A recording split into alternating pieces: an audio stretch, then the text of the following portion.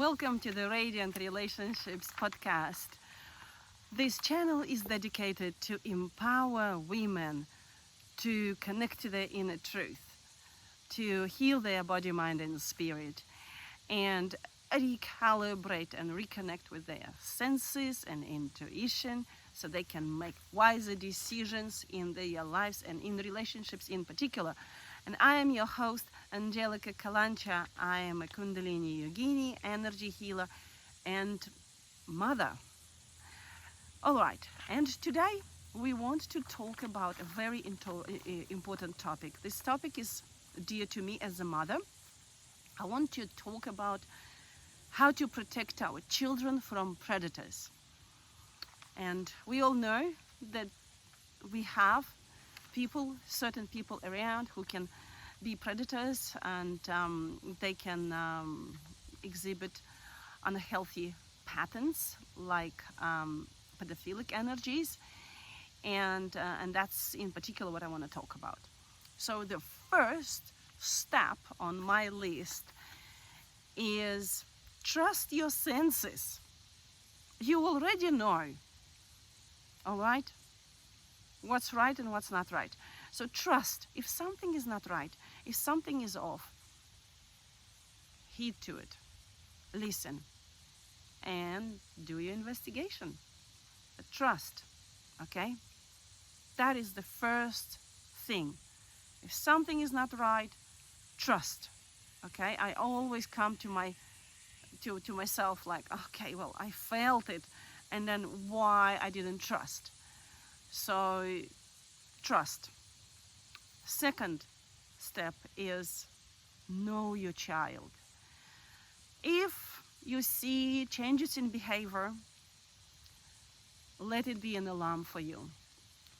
I'm talking specifically in like anger outbursts. If you cannot connect, if the child is just unruly, and you can't find the path to each other, something is not right. And it is for you as an adult to find out what is not right. The child is not gonna do that because she's a child, all right? They don't know better. They're just coping. I reckon that this is a scream for help. When I had, for about a year, my daughter was behaving in a really erratic way, and so much anger, and I think she was just barely hanging in there, and she was just trying to understand what exactly was happening, and she had no words, and I had no words until I decided to take a look what exactly was happening, okay? And this comes to my third step is investigate. Look behind the scenes. Lift the curtain. Why I offer this step rather than take your child to the counselor, or you can do that. It's just that the energy doesn't lie. And I proved that to myself over and over and over again. It just doesn't. Once you were able to look at the child's aura, what exactly is happening, then you will get your answers right away. You don't need to decipher. What was happening with my child? She was 90% angry. She was almost just 2% in her body. And her father was coding into her. He was coding into her sexual energy center, and that was not right. She was experiencing mixed feelings, and she didn't know how to deal with them rather than disassociate and get out of the body. And that's kind of closing her heart. So I could not get to her. She was just in a protection mode, okay? And I will explain in the next step. You want to obviously help your child and do the clearing. So you want to do the healing. You want to heal and clear the cords and help your child come back to the body and clear the anger and understand what exactly is driving these cords. In my situation, we discovered that because I was working with my mentor, Kimberly Sherry, at that time, and she actually opened the veil for me because I was like, oh my God, I was speechless. You know, I didn't. You don't want to meet this kind of stuff in your life. Let's put it this way. I went through enough myself, and when I see things, dodgy things happening with my children, I'm like, no, I don't want that. Anyway, what happened? My daughter had unresolved past lives with her father, and excuse me. In a past life, she was married to him, I think twice or 3 times. So they were familiar partners. But in this lifetime, she is his daughter and she is a child. It's not an appropriate connection. Okay? It's certainly not okay. She was too young to understand what was happening. So after clearing the unresolved past lives and clearing all of the cords and anger, and bringing her back in her body and helping her to open her heart, we had my daughter back. It was such a beautiful event, because for the whole year I just didn't know how to deal with her, and we got her smiling and excuse me.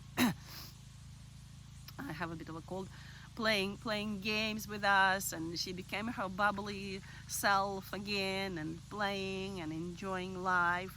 And that's how energy healing is effective. What you can do, you can just bring the child like that back, which was really beautiful to see in action. All right, but what I want to say is the next step for me was, I was like, wait a minute, but where am I coming into this scene? I had to become a sacred guardian. I actually had to step into a more power as a mother. I could not ignore the big elephant in the room, that my ex-husband is actually an alcoholic and he uses prescription drugs. He sorry. He literally doesn't know what he's doing. He's a traumatized man. His only way of coping with situation is drugs and alcohol. And as far as I understand, as an extremely empathic person, I had to come back to the reality that he does not have the capacity to be a proper father, you know. And I had to put the boundaries. I didn't have any physical evidence, right, that anything of that kind of sort happened. But by the way, my daughter told me that I was asking her in a very gentle way if anything happened. She said no, and I believe that it was energetic harassment, and energetic harassment is enough for a child to check out of the body with all the confusing feelings and start throwing anger tantrums, you know. And in this case, I actually want to stress that when you scan the child's aura, when you need to be vigilant what is happening, because we can prevent things like this. We actually can prevent from something horrible to happen, and then it sets this child for years of therapy to clear this rubbish from the psyche, from the experience. It creates an absolutely yucky experience, as we all understand. As those people who've been molested, they can say, I can test that based on my own experience in my life. But anyway, I had to step up into the guardian, sacred guardian, and set the boundaries. I told my ex-husband that she's not gonna go there overnight. Like my girls are not gonna spend nights there. He wants to see them. He has to come see them where I can sort of like supervise it, and he has to be sober. He did not like that one bit, obviously, because he was like, "You don't tell me what to do." You know. But I got the threats and all of it, you know. But you need to stay in your power, and this is when self-care for mothers is a #1 priority. Self-care. Take care of your nervous system. Clear your anger. You do not act from your anger. You act from your power as a mother. For what the nature gave you, you act from that. You know, because when you start acting from anger, it just creates a completely different thing. And I've tried. And it maybe made a separate video. When you try, and when you are angry and you lashing, this is a power over. This is just a protection mode. When we act based on anger, it is a powerful survival mechanism, right? But it will just totally overdraw your system and throw your adrenals, you know, you'll get the cortisol level high, and it's just not the right way to operate. You need to be calm. You need to know how to act. You need to have your mind clear, especially when you act with these kind of situations. You need to have every quality behind you. We cannot afford to have other things. If you find yourself shaky and all of that, do your work, do the healing. Stay centered in your truth, so you can be that guardian for your child. And this is what I found for myself. I was like, wait a minute, I can't ignore this truth, and this is what I'm staying. And I'm staying strong for about, it's been more than 2 months now, about 3 months, yeah. Yes, with a boundary. And also because when you clear these, he will reoffend. So energetically, probably once a week I pull him out. I just pull him out, or maybe sometimes almost every day. I check my daughter's energy field, and sometimes I see like if she is like out of order again. Then again, because she talks to him on the phone, and my next step is more to monitor those phone conversations, okay?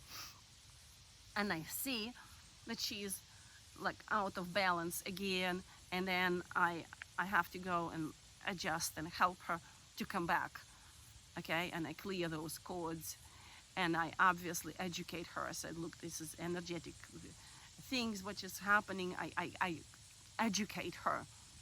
You want to educate your children to trust their senses, to sniff these people around them, and if they can't sniff them, like in my daughter's case, because he is a father and she feels that connection to him, you need to be very patient and really like keep that connection and keep with yourself and between you and the child, and keep that find a way to talk about these things and find the right words for it. And I just use my intuition. I'm not gonna say the right words because I think every child is different, and you will have to find, you know how to talk to a child, I think. And this is when you need to make sure that you've got that connection, and you clear your unresolved past lives with your child, and that we space stays clear energetically, so then it can flow, okay? Because I think I had about 50 lifetimes unresolved with my daughter, so we did have a lot of also blockages between me and her, you know, and in this case, as a mother, you have that power and responsibility to step into that role and make sure that you do have that connection. You do not want to give up on the child, you know, because they can say all sorts of things, but we need to be in our power, okay? they they don't have the capacity till 25. The frontal lobe is developing. They need us as guardians. They need us to guide them powerfully, okay? They need to learn their lessons, obviously, but there are some age-appropriate lessons, and this is not a lesson. All right, this would be abuse. And what I want to say is, like, one of the steps is, after you detect this, you stay vigilant and scan your child's aura and keep the boundaries. And the last step in keeping our children safe is scan adults in your child's life. You have to. I just kind of like, that's why I keep saying, like, psychic skills and intuition. And look, even if we all are psychic, we all have that intuition. My neighbor, I was like, wait a minute, something is dodgy, like, and I asked, does he have any pedophilic energies in him? And I get yes, and it was 80%. And I was like, wow, whoa, whoa, whoa, whoa, whoa, whoa, whoa. And then sort of in my mind, like, all the inappropriate behaviors and sort of like yucky hoverings around my girls and everything, you know, started to make sense. And by the way, I actually spoke to another neighbor today, and I told her about what I discovered. And she said, oh, I knew that. I was like, wow, because she said, oh, he was sort of inappropriately coming close to her daughter as well. And I'm like, oh, wow, I'm the last one to know these in the community. And she's like, yeah, I recognized it. And what bothered her was like, she said, I didn't like the way he speaks. And because she said, like, he would always try to come close and like nice and like that, and invade the other person's personal space. And this is, and I was like, wow, this is really, thank you. So she doesn't use energy, right? She doesn't use like my tools, but she detected it, and she told him off, and she said, get out of here. All right? So I want you to know that you do know that you can take a look, and if you have blind spots, ask for help. You can calibrate, you can ask the question, does he have pedophilic energies, and see the answer inside, which you get yes or no. You know, you can ask, does the person have violence? What's the percentage of violence? My favorite questions, what I ask about adults in my children's life, is I want to know if they are grounded, if they are, how much that person is in the body, how much heart is open, and how much anger that person has. And then I need to understand whether pedophilic energies are present. Because if pedophilic energies are present, I'm like, no, that person is just like out, all right? And those who are not exactly in their body and operate only with 10% heart energy and anger, I just tell the girls, just be careful. Know your boundaries. That's what is happening with that person. So, you know, and by the way, I am your children. They know who is who. Sometimes they have blind spots, right? But like, I want to say another example with my my other daughter. She started school, and I was scanning her in the beginning. She had these tummy aches, and I was like, oh my gosh, what's happening? So looking into her energy field, and like about 30 or like 50 cords in her solar plexus, and children coding, because she would feel powerless there, and then she gives the power away to other kids, and even teachers coding, and I would be removing all those cords and helping her to go through. And then one day, so we would be like removing, and she was getting better and better, and would be less and less cords. Then one day I pull out the cord from her sexual energy center. I'm like, oh, wait a minute. Who is this person? Is there any guy who is making you feeling uncomfortable? And she's like, yes, Mom, as a matter of fact, yes, there is one. And I was like, oh, wow, well, let's take a look who he is. And I was like, oh, ex-husband from previous lifetimes. They found each other. So she was feeling like, oh, I hate being around that guy. I'm like, yeah, you do. And I cleared the cords and cleared the unresolved past lives and everything. And then after a couple of days, she reported, she's like, oh, Mom, I'm actually fine being around him. Whatever you did worked, and thank you. So she's not really bothered, and she's just ignoring him, So these kind of things, you can help your children, okay? And then another thing, I think last night we were talking about one of the teachers, and I said, what do you think about him? He has only 10% heart energy, and he's angry, and it would be really tough to deal with him. He doesn't have the capacity to relate to kids. And she's like, yeah, Mom, you're right. Yeah, I think he's like that, And so your children, they read, they know.